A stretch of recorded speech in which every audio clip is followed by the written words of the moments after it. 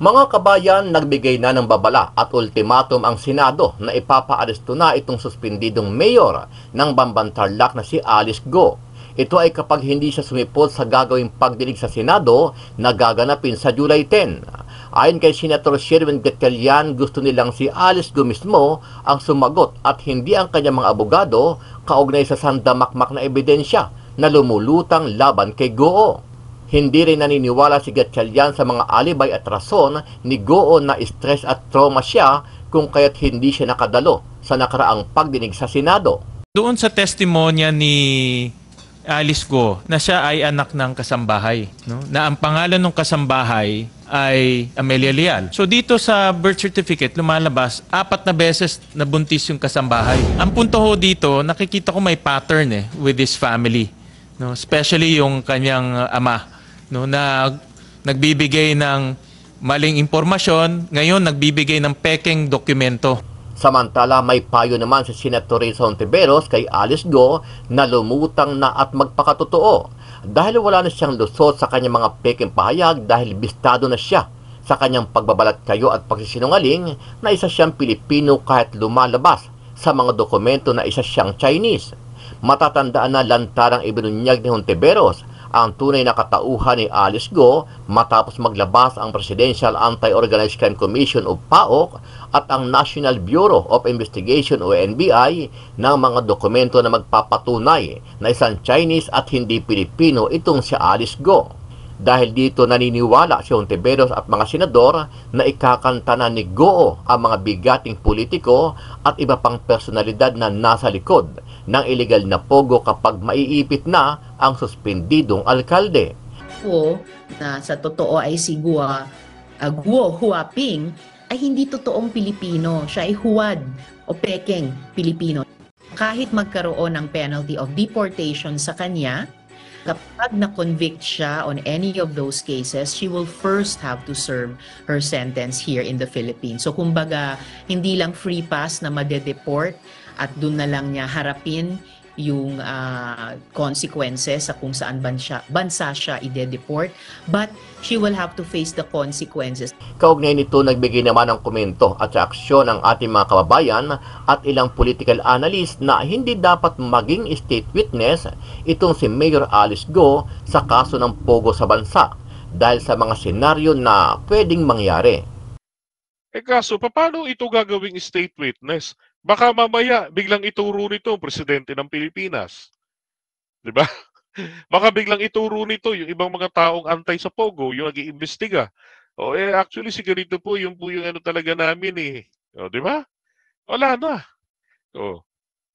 So ang dapat po rito gawin na yung tamang proseso.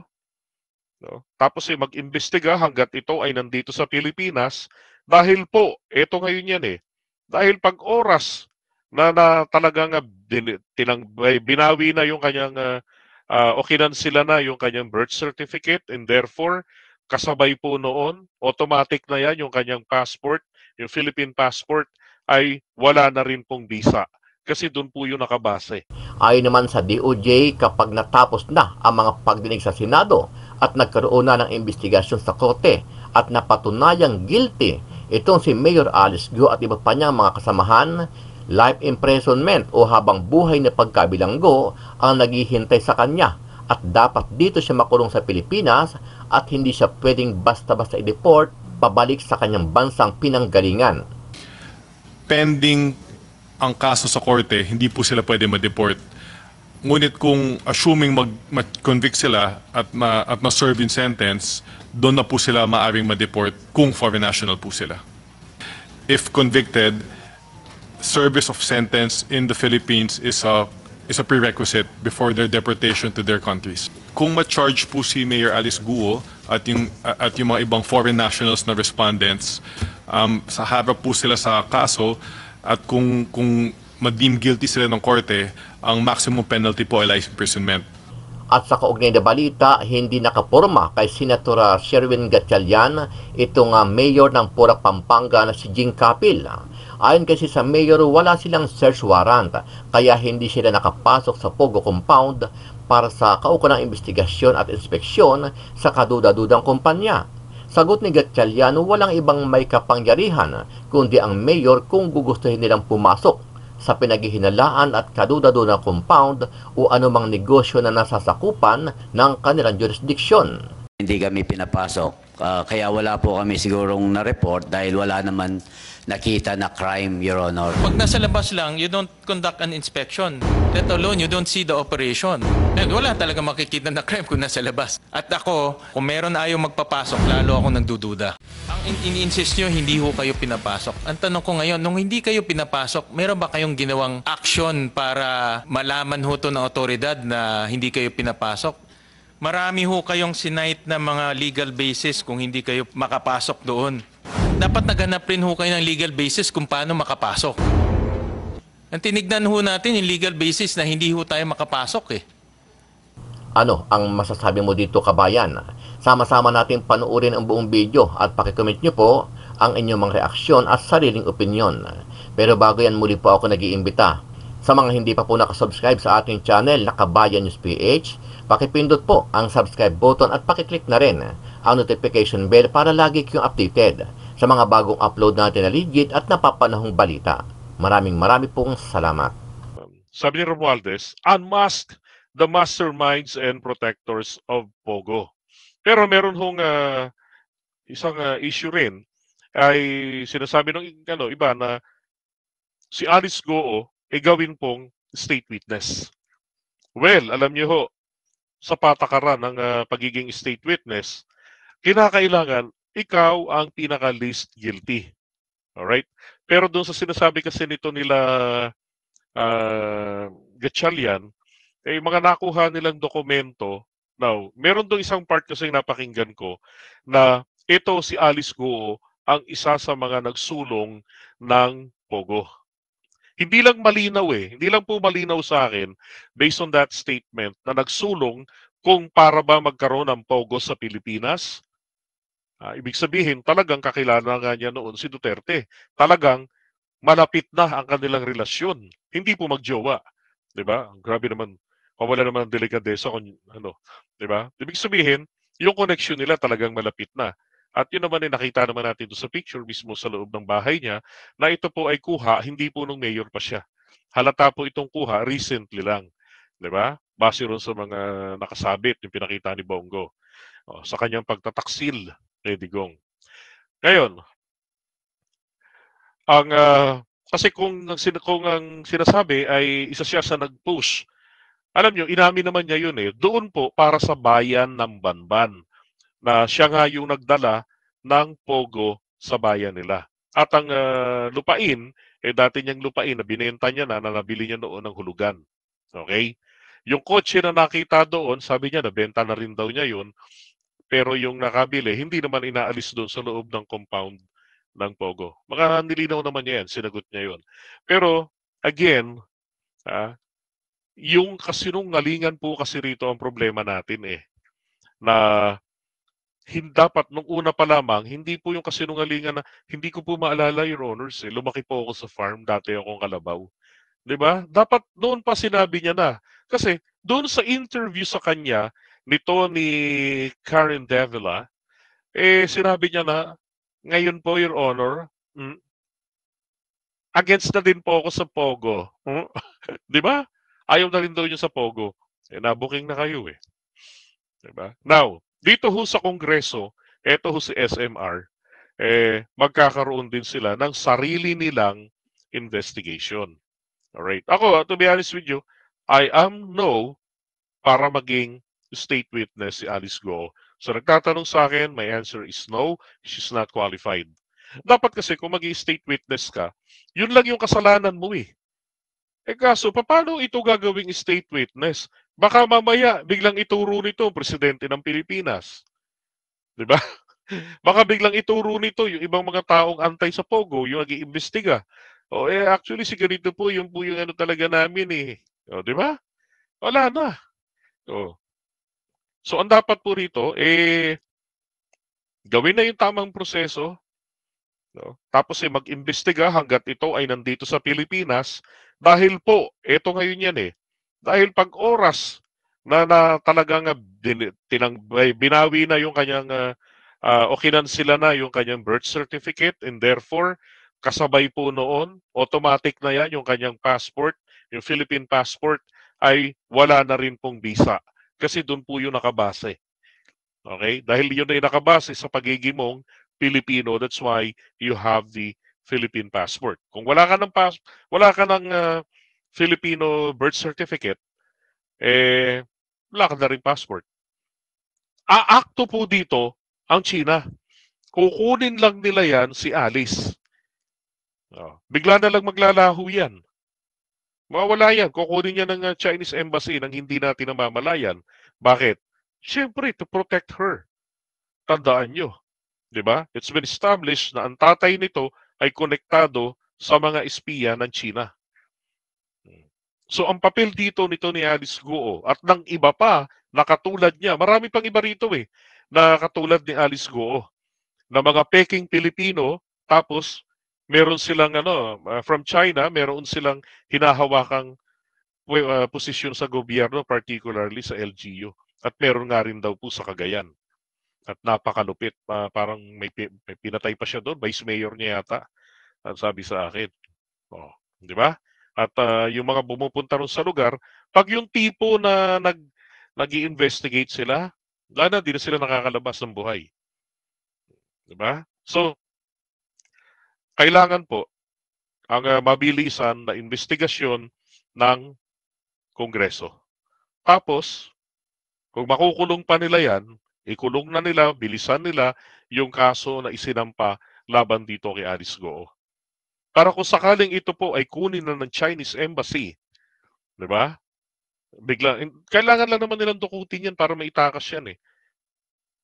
Kasi bago pa magtagal yan sa custody natin at daanin sa proseso, alamin ito, pasukahin ng impormasyon, di ba? So dapat maimbestigahan na, ma-unmask na. Ngayon, para po naman sa kanya, to make everything lighter for her, kasi mga kasong isinampa sa kanya, maaring mawalang mawalang saysayang mga yan . Dahil i-deport yan , palabas ng bansa, itatapon yan. Tapos ipipersona non grata para hindi na makabalik ng Pilipinas. Di ba? Pero napakahusay ng acting nila, Nakuha nila ang puso ng mga taga-Bamban. Na tipong pag eto hinuli, maghaharakiri yung mga taga-Bamban. Hindi naman lahat. Di ba? Kasi napakabait . Okay na okay yung performance niya bilang mayor . Nagkataon, meron tayong presidenteng tahimik, hindi pala imik. Pero pinatatrabaho ang Pogo, 'di ba? So, na-unmask sila ngayon. Kapag back to back na from the House of Representatives, tapos meron pang dekalidad na investigasyon ni Risa Ontiveros sa Senado, nako. Diba? So malaking tulong sa ating Pangulo. Pero hindi ito po pwede na gawing state witness. Malabo pa ho yan sa kulay ng ihi ng pusit. Hindi, tinta pala ng pusit. Sabi, mga barangay captains ni Bamban Mayor, Mayora Alice Guo, bayad niya pero may isang kumontra sa kanya. Legit yun. Sinuspindi ni Mayora before sa Pogo raid. Nabalitaan ko po yun. Ito yung, correct me if I'm wrong ang nakarating sa akin, ito yung insidente na yung tropa ni Alice, inchik din syempre, ay gustong bilhin yung property. Kaya lang, hindi pwedeng ibenta kasi nga parang may kinalaman yata sa ancestral domain, right? So hinarang po nitong punong barangay. Ang ginawa ni Mayora, sinuspinde. Parang yun pa yata yung pinakulong yung kapitan ng barangay. May mga nagchichismis din sa akin mga taga dyan. Parang yun yata. Tribals. Yun nga, di ba? Ancestral domain. Now that there is a move to cancel the birth certificate, meron ng ika-cancel na. And I'm very optimistic maka-cancel with the amount of evidence na peking kanyang birth certificate. Nakikita ko na maka-cancel to. Anong mangyayari kay Guo Huaping? Ang basa ko dyan, sir, baka additional evidence po yan dun sa co-warrant of proceeding na i-initiate ng Office of the Solicitor General labang kay Mayor Alice Guo. But maiiwan pa ba siya sa bansa natin? If the co-warrant of proceeding against her succeeds, she will be stripped of Philippine citizenship. However, as long as if she is charged in court for her pending criminal investigations, hindi po siya maaaring ma-deport habang pending itong mga kaso na to. Kung ma-cancel yung kanyang birth certificate, in effect, maka-cancel yung kanyang Filipino citizenship, di ba? Kasi that's the proof of her citizenship eh. Ang basa ko dyan, but we have to look into it further, no? The way to cancel her citizenship is through the co-warrant of proceeding. Yes. And I'm very optimistic that will prosper yung co-warrant. Pag nag-prosper siya, what will happen to her citizenship? It will be canceled. Yes. So what citizenship will she carry? Ayokong pangunahan, sir, kung ano, no? But that would depend on the outcome of the co-warrant of proceeding. All right. Okay. Nandito ang PSA para mabigyan linaw o at least ma-take note nila itong nakikita ho natin. Naintindihan ko ho sa PSA na nag-file na sila sa OSG para i-cancel yung birth certificate ni Alice Guo. Tama po ba? Yes po, sir. Engineer, kay Alice Guo lang ba? Kasama po yung mga kapatid. Ilan kapatid ang kasama? Yung four. Yung four. Kasi meron kaming observation na nakita, i-flash ko lang sa slide. Kay Alice Guo, kay Sheila Guo, kay Seaman Guo at kay Wesley Leal Guo. Sa birth certificate niya, pa-flash lang namin, nila. Yan. Kung pwede makita sana yung name, no? Sa birth certificate nila, yung name ng kanilang ina, pare-parehas. Si Amelia Leal. No? Yes. But doon sa testimonya ni Alice Guo dito sa committee na siya ay anak ng kasambahay. No? Na ang pangalan ng kasambahay ay Amelia Leal. Di ba ho? Yes. So dito sa birth certificate, lumalabas 4 na beses nabuntis yung kasambahay. Based on record, sir. No? Parang unusual, no? Kasi yung kanyang first testimony, sinabi niya na yung kanyang ina hindi niya nakilala dahil kasambahay at hindi niya na nakilala. Pero succeeding years na buntis ulit ng 3 beses pa. Yes, sir. No? So that's one. Another thing, nakita ho namin doon sa marriage certificate, na point out na ito ng ating chairperson, na yung date of marriage ng kanyang ama, no, na dito ay pangalan si Angelito Guo at si Amelia Leal.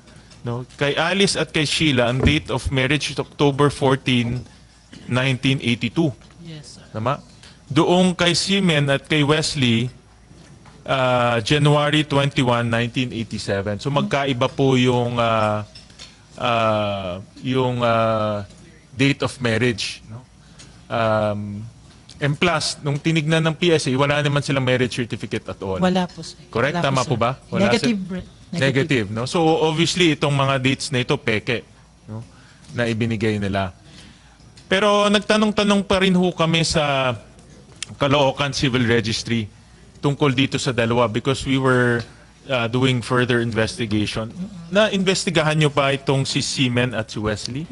We have already requested for an ocular inspection. However, the local civil register questioned the authority to conduct the ocular visit. So we are coordinating with the local chief executive so that we can do further verification po dun sa ano.